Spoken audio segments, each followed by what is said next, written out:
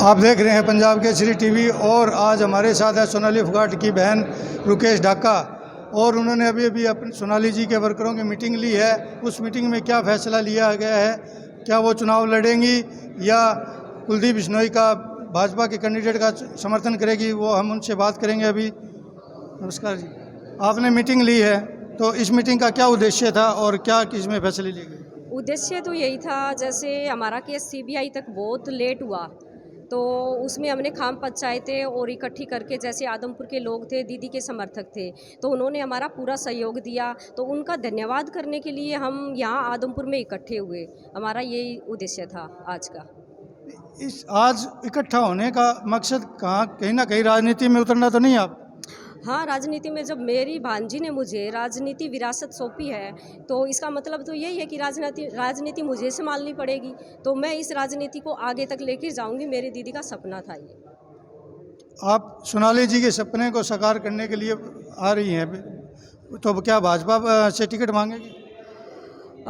Ticket मांगने और देने का तो क्या कहूँ, लेकिन देखते हैं। मुझे इलेक्शन लड़ना ही है, चाहे कैसे भी हो, इलेक्शन मुझे लड़ना है, ये मैंने सोच लिया है। क्योंकि दीदी भी मरते मरते तक, उनकी आप पोस्ट देखोगे तो हमेशा से वो यही कहती आई कि मुझे अब उपचुनाव में इलेक्शन लड़ना है, तो वही सोच मेरी है कि मुझे भी इलेक्शन लड़ना है।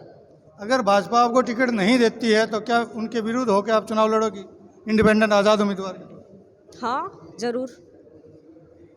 आपकी पीछे खाप पंचायतों की मीटिंग हुई थी, उसमें कहीं ना कहीं आपका शक सोनाली जी की हत्या कुलदीप बिश्नोई की तरफ उठा था, उसमें कितनी सच्चाई है? नहीं, मेरा शक, खाप का शक नहीं, खाप का किसी और का तो मैं क्या कह सकती हूँ, लेकिन मेरा शक कुलदीप जी के ऊपर नहीं था। मेरा शक इतना ही था उनके ऊपर, जब दीदी का अंतिम संस्कार हो रहा था, उसकी चिता की अग्नि जब तक ठंडी नहीं हुई और कुलदीप जी इतने सुलझे हुए और उनकी तो जैसे विरासत में मिली है उनको राजनीति, वो ये बात कह रहे हैं कि सोनाली जी ये कह के गई होगी कि उनके जो समर्थन है, उनके जो वोट है अभी मुझे ही दे। ये बात उनको शोभा नहीं देती थी उस टाइम पे। राजनीति करनी है तो मैदान में आके राजनीति करे, कोई किसी के अंतिम संस्कार पे राजनीति करना अच्छी बात नहीं है। आप सोनाली जी का केस सीबीआई को हैंडओवर कर दिया गया, उस पर कितनी आप के परिवार को खरे उतरे?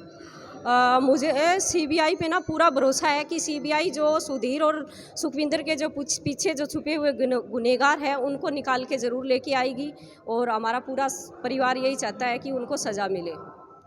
सुधीर पर कितना विश्वास करती थी सोनाली जी? सुधीर पे विश्वास करती थी, तभी तो ये बात होगी ना।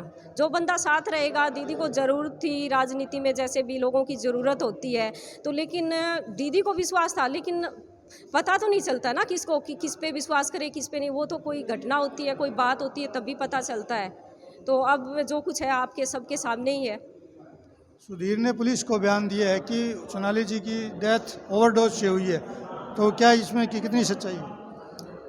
इसमें कोई भी सच्चाई नहीं है। ओवरडोज से कैसे होगी? वो जो वीडियो में दिखा रहे हैं उसको ज़बरदस्ती वो बोतल पिला रही हैं, उसमें वो नशा था, ठीक है। उसको अगर सुधीर ये कहता है चलो ठीक है, ये बात हम मान भी लेते हैं, लेकिन हम मानते नहीं बिल्कुल भी।